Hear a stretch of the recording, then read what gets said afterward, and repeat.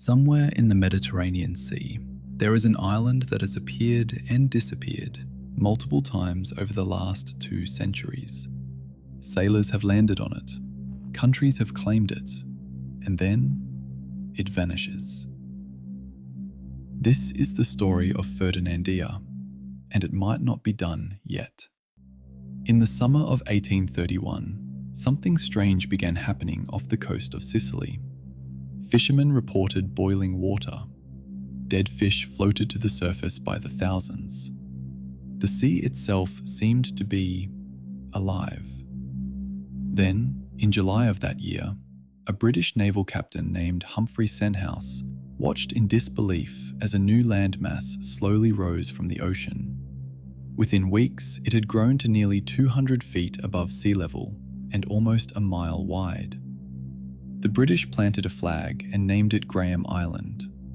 The French called it Ile Julia. The Kingdom of the Two Sicilies claimed it as Ferdinandea. Suddenly, 4 nations were arguing over a piece of volcanic rock that hadn't existed 3 months earlier. But here's the thing about islands born from underwater volcanoes. They're not always built to last. Ferdinandea was made almost entirely of loose volcanic ash and pumice. Within 5 months of its appearance, the waves had done their work. By January 1832, the island had eroded back below the sea surface.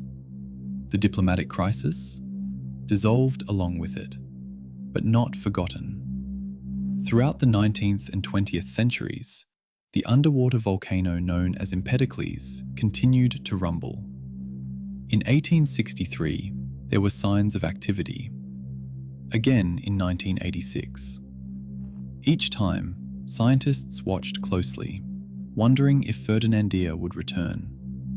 Then, in 2002, a massive underwater eruption raised the seamount to within just 6 meters of the surface. Close, but not quite. Italian divers actually planted a ceramic Italian flag on the submerged peak, just in case it broke the surface and another territorial dispute erupted. Geologists say Ferdinandea sits on one of the most volcanically active regions in Europe. The Strait of Sicily is underlain by a hotspot, a weak point in the Earth's crust where magma pushes through. It's not a question of if the island returns, it's a question of when.